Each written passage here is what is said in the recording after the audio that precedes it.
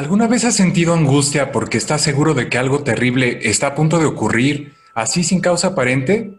¿Unas ganas de salir corriendo despavorido de algo que no puedes ver o entender? ¿No? Bueno, imagínate un día muy normal para ti. Estás muy tranquilo, checando tus redes sociales y de repente te llega un mensaje de tu crush invitándote a salir. ¿Cómo te sentirías ante esta situación? ¿Qué estarías pensando? ¿Qué harías? Seguramente te llenarías de nervios, sentirías mariposas en el estómago, el corazón estaría a 1000 por hora, ¿no? Te temblarían las manos al contestarle y te preguntarías, ¿qué le debo responder? Corro en círculos. Amigo, amiga, amigue, déjame decirte que estás ansioso y es normal. Cualquiera reaccionaría de esa manera ante algo así. Situaciones de este tipo nos hacen pensar y preocuparnos sobre el futuro, generan ansiedad en nuestra vida cotidiana y ni qué decir ahora con la contingencia que estamos atravesando. En este episodio te vamos a platicar acerca de todo lo que involucra la ansiedad, cómo se manifiesta en tu cuerpo, cuál es su función, en qué momentos pedir ayuda y cuál es el tratamiento. Antes de continuar, me gustaría decirles que la información que daremos a conocer no pretende ser un medio de evaluación y diagnóstico. El diagnóstico y ayuda definitiva lo brindarán los profesionales de la salud mental. Si consideras que requieres ayuda, al finalizar vamos a brindar números telefónicos donde puedes comunicarte. Hola, ¿qué tal? Bienvenidos a un nuevo episodio del Justo y Medio. Elisa, ¿cómo estás? Hola Julio, ¿bien y tú? Bien, bien, gracias Elisa, perfecto, bienvenida. Pedro, ¿cómo estás? Hola, muy bien. Espero ustedes también estén bien. ¿Cuál es la situación más ansiosa que han vivido? Pues en mi caso sería tras el terremoto de septiembre de 2017. Cuando sucedió, yo estaba en un edificio en la Ciudad de México y tuvimos que evacuar. Sin embargo, después del terremoto, cuando se escuchaban las alarmas sísmicas que alertaban de las réplicas, yo sentía cómo se aceleraba mi corazón al escuchar solamente el sonido de la alarma. Se me dificultaba la respiración y me temblaban muchísimo las piernas. Ay, mira Julio, yo tengo bastantes experiencias. Recuerdo cuando hice mi examen profesional. Oye, esos exámenes de titulación son la muerte. Mira, desde una noche anterior ya estaba nerviosa, no podía dormir y todo el tiempo estaba pensando sobre lo que pasaría esa tarde. Ni siquiera me podía enfocar en mi trabajo y tampoco me daba hambre. Cuando estaba en el examen, me puse muy pálida y eso fue todavía peor cuando me encontré con mi familia y nos vimos de enfrente. La verdad es que estaba a punto de huir como toda una gallina orgullosa. Sin embargo, mis amigas me ayudaron, ¿no? Me dieron varias técnicas de relajación y aunque seguí, la verdad, con la emoción de ansiedad, esa fue más llevadera, ya no fue como una ansiedad a nivel ataque de ansiedad o ataque de pánico. Y fíjate que a pesar de que fue de los momentos más ansiosos, también ha sido de los más importantes en mi vida, que de hecho me gusta mucho recordar. Fíjense que yo sí he experimentado síntomas desde que era muy chico, síntomas de ansiedad, pero no sabía que era ansiedad, realmente hasta hace muy poco.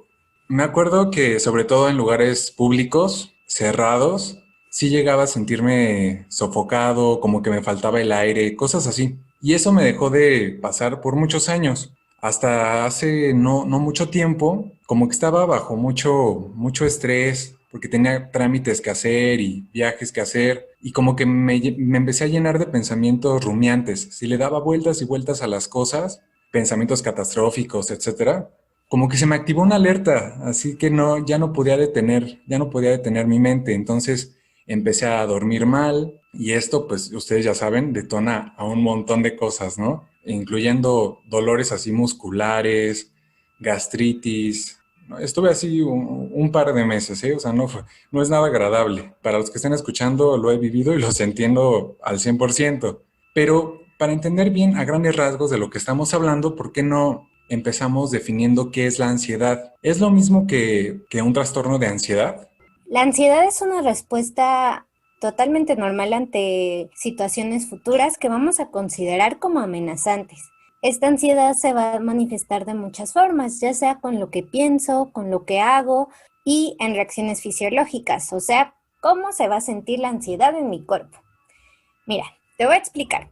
Las reacciones fisiológicas van a ser cuando nosotros vamos a presentar sudoración, taquicardia, o sea, el corazón empieza a latir muchísimo, temblor, mareos, náuseas, sensación de ahogarse. Es el típico chico o chica que en el examen vemos que mueve el pie, se come las uñas, se come el lápiz, se está sudando mucho, mucho. Y entonces también en la parte de pensamientos vemos que es la típica persona que todo el tiempo está preocupada. Siempre dice o cree que le va a ir mal en el examen, que algo muy malo va a pasar. Por ejemplo, que si no hace algo, las cosas van a empeorar. O sea, que si no hace algo para evitar esa preocupación, las cosas van a empeorar. Justo eso que dices, ¿no? Eso es una parte de catastrofizar. En psicología también hay algo que pasa a lo que le llamamos que las personas con ansiedad tienen mucha rumiación.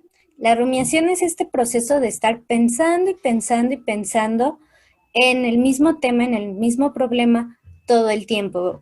Entonces, ya juntando estas reacciones fisiológicas, la parte de cómo se siente mi cuerpo, más la cuestión de qué pasa en mi mente, que son todas estas preocupaciones, estos pensamientos, eso hace que hagamos algunas cosas. Principal conducta que suelen hacer las personas que tienen ansiedad es evitar aquella situación catastrófica.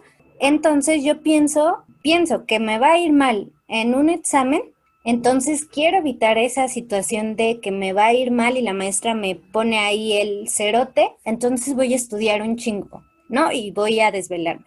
Otra situación de evitar es, si pienso que me voy a enfermar, quiero evitar la enfermedad, entonces me lavo las manos, por ejemplo, con lo del COVID. Entonces es la persona que todo el tiempo vemos que evita hacer ciertas cosas, ¿no? Muchos dicen pues por miedo, y incluso son personas que se catalogan como miedosas, o nosotros las podemos ver como miedosas, ¿no? Les pondremos esa etiqueta que pues la verdad es que es un juicio hacia ellas, pero de esa manera podemos como irlo identificando. Entonces todos hemos tenido ansiedad en algún momento de nuestra vida, ¿no? Absolutamente todos. Y por lo que dices, no necesariamente es negativo, ¿no? Podría ayudarte a prevenir, podría ser benéfico, ¿no? Hasta cierto Claro, punto. sí, como que en cierto modo la ansiedad adaptativa es algo que nos va a pasar a todos, pero hay a otros que les pasa de manera constante. Esto es, no sé, de un día a la semana, los 4 días a la semana y de manera muy intensa, ¿no? Ya no solo, por ejemplo, mueven los pies, sino se mecen en una silla o mecen todo su cuerpo, por ejemplo, o piensan que cuando les da taquicardia se van a morir o cosas por el estilo. Ya eso ya hablaría de tener unos síntomas de ansiedad ya muy expresados y que si cumple ciertos criterios se denominaría ya algún trastorno de ansiedad. Sin embargo, esto lo va a evaluar un especialista en salud mental. Algo que pasa también es que el problema de la ansiedad también es más constante y es más intensa, porque la verdad es que a veces, seamos sinceros, hay personas que aunque sea más constante y sea más intensa, hasta ese momento, si no les afecta en su vida cotidiana, no hacen nada por cambiarlo, ¿no? Y es entendible, pero hay otras personas que les va a afectar realmente en cómo se van a desempeñar en tareas del hogar, en tareas laborales, con sus amigos. Y regresando al ejemplo del COVID, de cómo nos ayudó, pues sí, ¿no? Esta situación del COVID generó que todos tuviéramos ansiedad, ¿no? Fue muy, muy, muy bueno para nosotros porque ayudó a que nos laváramos las manos, usáramos cubrebocas, ayudáramos a nuestros familiares más vulnerables. Checa aquí, lo hicimos para evitar la enfermedad, ¿no? Que es una conducta propia de la ansiedad, de evitar eso que me genera preocupación. Digamos, a ciertos niveles es muy funcional. Puedes inclusive seguir con tus actividades, pero ya cuando es insostenible la situación, ya se prolongó mucho, ya podríamos estar hablando de un trastorno de ansiedad. Eso ya depende, porque para tener un trastorno de ansiedad no solo es que cumpla ciertos síntomas, también son otras cuestiones como qué tanto le afecta en su vida cotidiana a la persona, que por ejemplo no sea por algún abuso de alguna sustancia. Entonces, Realmente el diagnóstico del trastorno de ansiedad requiere tiempo, de un diagnóstico en general, una sesión o 2 sesiones psiquiátricas, psicológicas, y ya ahí se daría el diagnóstico. Entonces, si ya tengo este síntoma, ya es trastorno, si no, va a haber varios factores que van a depender, que justo salen en el DSM-5 y en el CIE-11, el manual que ayuda a diagnosticar. Pero es increíble, ¿no? Como muchas personas, estoy seguro que viven con ansiedad y a niveles bastante elevados, tratan de seguir con su vida y no quieren pedir ayuda, ¿no? Sienten que no la necesitan. Yo veo como dos situaciones. Una, que realmente la ansiedad sí es un problema que mundial, igual que la depresión o, por ejemplo, últimamente que salió lo del Día Mundial del Suicidio. Y al mismo tiempo hay un estigma hacia esta salud mental, ¿no? Hacia, por ejemplo, pedir ayuda. Mucha gente es como, primero cree que si tiene mucha ansiedad o si se está preocupando todo el tiempo por algo, eso quiere decir que está siendo productivo. O si no se preocupa por las cosas, si no está pensando en todo el tiempo en qué le voy a decir a mi crush, pues entonces no voy a poder solucionar el problema. Otra cosa es el estigma en la salud mental con frases de no estoy loco o esto es para los locos, es muy común. Y esto se regresa cuando, por ejemplo, nosotros también discriminamos a las personas con problemas mentales, ¿no? Principalmente a la gente que tiene esquizofrenia, nos da miedo, a la gente que tiene un trastorno de personalidad, es como, ay no, aléjate de aquí o algo por el estilo. Entonces, sí hay mucho estigma y también la percepción de debilidad si acudimos por ayuda, ¿no? Que pues socialmente es como que tú tienes que poder con todo, la ayuda es para la gente débil. Que fíjate que ahora con el COVID eso ha cambiado un poco y hay gente que ya ha estado pidiendo más ayuda y que la verdad es como dentro de las cosas buenas que diríamos que nos está dejando el COVID, ¿no? Como esta percepción de la salud mental sí nos está ayudando, sí es importante. Y bueno, por último, la misma desinformación de lo que es ansiedad, ¿no? A veces, pues justo, si toda la vida hemos vivido con eso, se nos hace normal tener esos síntomas o algo por el estilo, o nos acostumbramos a vivir de esa manera, pero al final nos damos cuenta que estar viviendo de esa manera con ansiedad no nos acerca a tener una vida que queramos. Me parece muy acertada lo que dijo Elisa de que hay un estigma sobre la salud mental y cuidar la salud mental en la población mundial y también en la mexicana. Sin embargo, lo que yo quisiera recalcar es que la salud mental no tiene que ser diferente de cuidar la salud física. O sea, cuando te duele el estómago, pues vas con un médico, ¿no? Cuando duelen los huesos, pues vas con un traumatólogo. Entonces, cuando estás deprimido, cuando te sientes con mucha ansiedad, tendría que ser igualmente natural ir con un psicoterapeuta, un psicólogo o un psiquiatra para atender estos síntomas. Claro, sí, es que cuando se vive algo así es muy fácil como sentirte bien incomprendido, ¿no? Por todos los demás. Y sí, precisamente por eso, porque abundan los estigmas con respecto a la salud mental. Pero bueno, para entender el tratamiento farmacológico, primero se necesita saber qué es lo que pasa en el cerebro, ¿no? Y en el cuerpo, qué ocurre de manera específica. Vamos a hablar un poco de esto. Prometemos, querido escucha, no marearte con tantas definiciones, pero a grandes rasgos, ¿qué es lo que ocurre en nosotros? Yo creo que entendiendo lo que pasa en nuestro cerebro y en nuestro cuerpo, cómo de alteraciones, entre comillas, mentales nos afectan físicamente, podríamos tener una mejor aceptación de que la salud mental pues importa, ¿no? Importa mucho. Entonces, lo que ocurre en el cerebro, he encontrado en varias investigaciones que existen zonas de nuestro cerebro que tienen una mayor actividad ante episodios de ansiedad y que la severidad de los síntomas de ansiedad va de la mano con la actividad de estas zonas cerebrales. O sea, es decir, que mientras tenga más episodios o manifestaciones de ansiedad, estas áreas cerebrales van a estar más activas. Una de estas áreas que les digo es la amígdala. Es una estructura que participa en la expresión de respuestas emocionales provocadas por estímulos aversivos. Estos estímulos aversivos pueden ser cosas alarmantes o amenazantes, por ejemplo, que se aproxime un animal de gran tamaño o que consideremos peligroso, ruidos fuertes o inesperados, las alturas. Entonces esta área se va a activar naturalmente. Otra estructura cerebral que está hiperactiva en la ansiedad es un eje compuesto por 3 zonas diferentes del cerebro, que es el eje hipotalámico pituitaria adrenal. Este eje se activa y es el responsable de producir cortisol, esta hormona famosa que se conoce que está alterada en la ansiedad. Esta hormona se va a través de la señal que da este eje, va a ser secretada de las glándulas adrenales, que estas glándulas están arriba de nuestros riñones. Entonces, el cortisol en sí no es malo, porque como nos decía Elisa, la ansiedad nos va a permitir o nos va a motivar a hacer algo, ¿no? Entonces, el cortisol en nuestro cuerpo también va a ser esencial para que un organismo sobreviva. Tiene efectos sobre el incremento de glucosa en sangre, incrementa la presión sanguínea, entre otros. Esto prepara al cuerpo a estar en un estado de lucha o huida. Sin embargo, una sobreactivación trae como consecuencia resultados adversos. Entonces, pues, repitiendo, ¿no? Se ha encontrado que personas con ansiedad tienen altos niveles de cortisol en la sangre.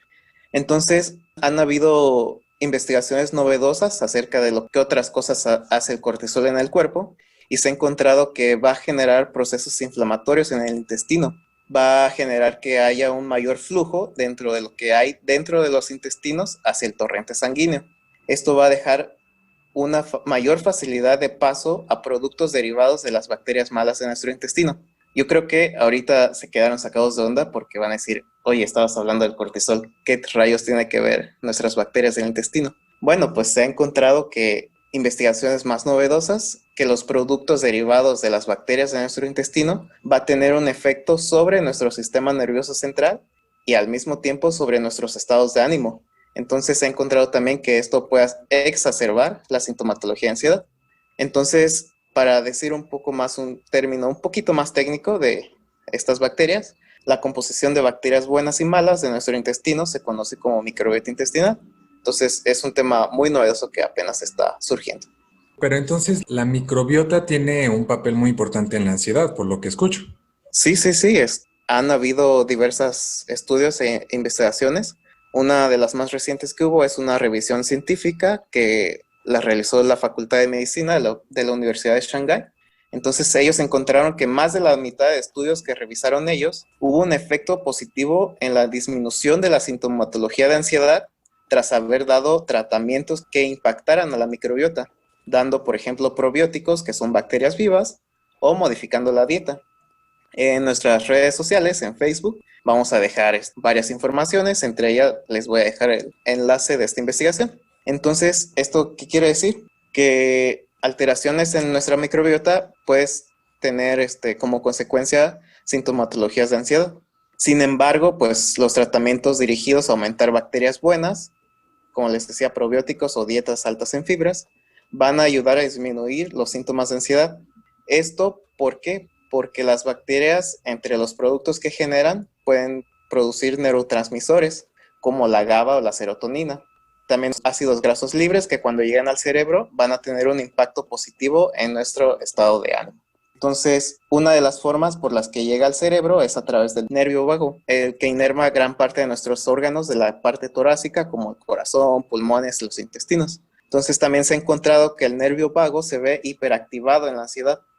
Entonces, algunas formas de relajarlo, además de intervenir la microbiota, serían tener una respiración lenta profunda, tomar probióticos, meditar, consumir omega 3, hacer ejercicio y socializar también. Y bueno, ahora pasemos al tema de los fármacos. ¿De qué manera actúan los fármacos en nuestro organismo en los casos de ansiedad? Lo que hacen estos tratamientos farmacológicos es tratar de disminuir o modular la hiperactivación de las áreas cerebrales que les había mencionado hace poquito. Estos son la amígdala y el eje hipotalámico pituitaria adrenal. Entonces, una de la familia de los fármacos más utilizados son las benzodiazepinas. Estos fármacos lo que van a hacer es unirse a receptores GABAérgicos que están en las neuronas de nuestro cerebro, en especial la amígdala, y van a aumentar la afinidad del neurotransmisor GABA a unirse a su receptor, y esto va a aumentar la actividad del receptor. Esto va a permitir que haya una mayor entrada de iones de cloro a la neurona, lo que va a atenuar su excitabilidad. Entonces, creo que esto fue muy técnico, no se preocupen, vamos a ver Esto mismo con un ejemplo. Entonces, quiero que piensen en todo su cerebro como si fuera una biblioteca. Cada mesa de lectura de la biblioteca sería un área distinta de su cerebro. En un estado normal, todos estarían en armonía. En esta biblioteca, todos estarían leyendo en voz baja, etc. En un estado de ansiedad, piensen que la mesa de la biblioteca que representa la amígdala, hay personitas que están haciendo mucho escándalo. Están hablando fuerte, están haciendo ruido, están alterando a los demás. Entonces, el neurotransmisor GABA serían los encargados de la biblioteca, los cuales tratarían de ir a la mesa y decirles que se calmen. Pero el ruido es tan fuerte que los bibliotecarios se cansan de estar parados diciendo que se calmen y al poco momento se van. Eso es lo que ocurre en la ansiedad. Esta área de nuestro cerebro está muy activa, que este neurotransmisor, el GABA, que normalmente producimos nosotros, no es suficiente para silenciar o atenuar esta área que tiene mucha actividad. Entonces las benzodiazepinas serían como si en esta escena de la biblioteca hubieran sillas especiales y un megáfono para los bibliotecarios al lado de la mesa ruidosa. Entonces esto permitiría que los bibliotecarios estuvieran más tiempo junto a la mesa sin cansarse y que estuvieran más tiempo diciendo que se calmen. Y al cabo de un rato, esta mesa ruidosa pues se calmaría. Entonces, esto sería como un ejemplo de cómo funcionan los fármacos, en este caso las benzodiazepinas, para tratar la ansiedad. A mí me encantó la analogía de la biblioteca, porque a veces, lejos de parecer una biblioteca, la mente parece una feria, parece todo menos una biblioteca. Sí, Claro, claro. sí. Pero, por ejemplo, un psicoterapeuta, ¿cómo es que elige el tratamiento más adecuado para un paciente que tiene ansiedad? Existe algo llamado psicología basada en la evidencia, ¿no? Antes, los psicólogos elegíamos las intervenciones como si fueran cajitas de dulces. Entonces, esto hacía que nosotros, los psicólogos, solo diéramos las terapias basadas en lo que nos gusta, más que en lo que realmente tiene evidencia científica. Es algo totalmente normal porque la psicología es una ciencia muy joven. Entonces, con el tiempo se fue pues mejorando la manera en que nosotros vamos a elegir la mejor intervención para el paciente. A esto se le llama psicología basada en la evidencia. Hasta ahorita, la cuestión de ansiedad, la terapia cognitivo-conductual, mindfulness o programas basados en la relajación han mostrado resultados significativos. Y también algo que recomendaría a las personas que están pensando en tratar esta cuestión de ansiedad, a pesar de que a veces tenemos ganas de automedicarnos, ya sea farmacológicamente o ya sea de voy a ver un video y a ver si me calmo, puede ayudar. Hay una probabilidad de que ayude, pero hay otra probabilidad más grande de que eso solo lo haga peor. Entonces, pues sí, mi recomendación por último es como acudir a tratamiento. Si quieren, por ejemplo, que hagamos un podcast más sobre qué es la terapia cognitivo-conductual o qué es mindfulness o qué es la relajación, pues que nos comenten o nos den like y que ya vemos si hacemos un podcast así. Claro, a mí sí me parece muy importante lo que mencionas porque pareciera que todas estas herramientas técnicas, ¿no? Como meditación, mindfulness, o sea, hay que esperar hasta que realmente te estés sintiendo mal o hasta que tus niveles de ansiedad, estrés ya sean muy altos, en lugar de generar como una conciencia de prevenirlo, ¿no? Pues también buscar la manera de prevenir en nuestro día a día el estar Sí, lo más claro. tranquilo posible, ¿no?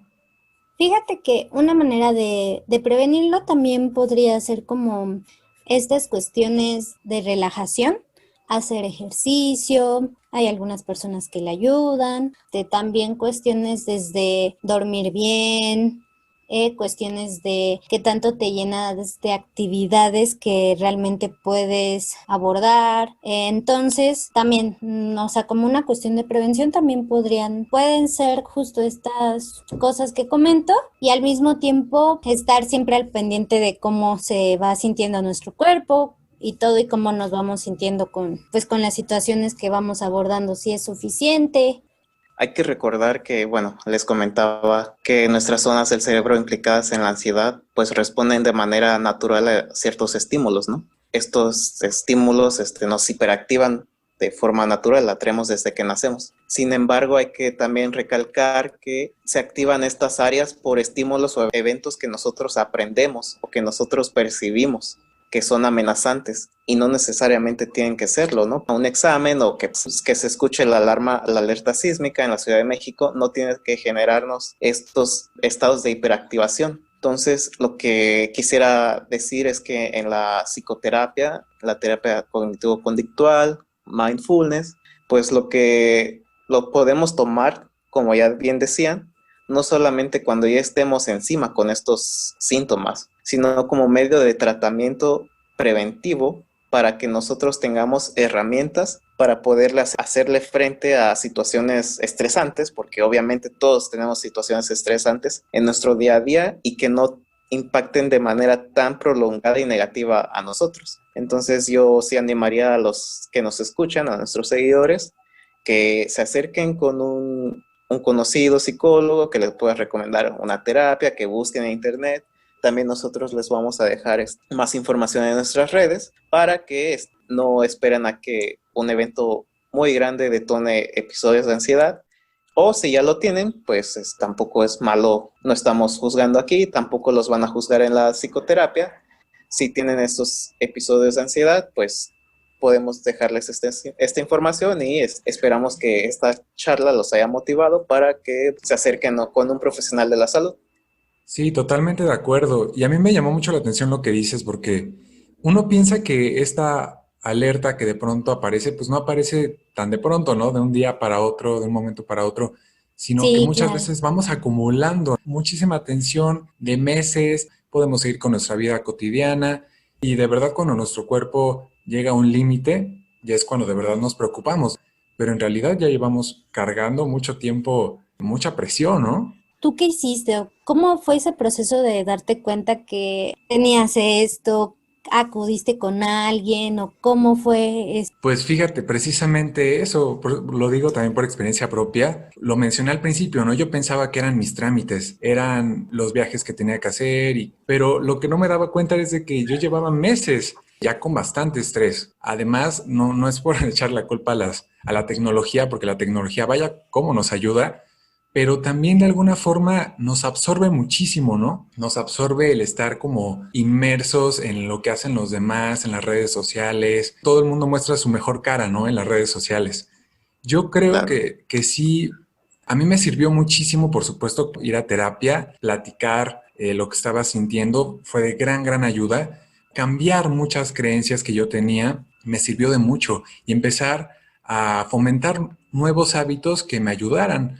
Pero de verdad sí yo invito a todos los que se estén sintiendo así a pues a echarse un clavado, a cuestionarte pues qué te está haciendo sentir así, ¿no? ¿Qué hábitos están afectando a tu salud? Y hay que tomar cartas en el asunto porque definitivamente yo creo que cambia mucho también la situación cuando te haces responsable de ti, cuando dices voy a tomar cartas en el asunto, voy a llevar a la acción algo. Querido escucha, esperamos que esta información te haya servido y si actualmente estás atravesando por procesos de ansiedad, como te lo dijimos, lo volvemos a repetir, recuerda siempre pedir ayuda. Hay momentos en los que nos ensimismamos y también queremos resolverlo pues, todo por nuestra cuenta, ¿no? Pero aceptar nuestra vulnerabilidad pues no tiene nada que ver con ser débiles. Les quiero comentar que existe el Call Center UNAM, donde te ofrecen atención psicológica y te dan atención profesional, servicio completamente gratuito, una atención inmediata y además no es necesario hacer cita. Entonces, si te encuentras ansioso, estresado o triste o actualmente pasas por un periodo difícil, en la UNAM pueden ayudarte. Puedes llamar al 5025-0855 y también en la línea de la vida, en donde también te ofrecen atención. Los números son 800-911-2000 y 800-00-44-800. Bueno, quiero agradecerles, Elisa, Pedro, muchísimas gracias. Si conoces a alguien a quien le pueda ayudar a esta información, por favor comparte este podcast. No olvides suscribirte para que estés al tanto de los nuevos episodios, darle like y así como seguirnos en nuestras redes sociales, nos puedes encontrar como El Justo y Medio. Bueno, nos vemos en el próximo episodio. Hasta pronto. Bye.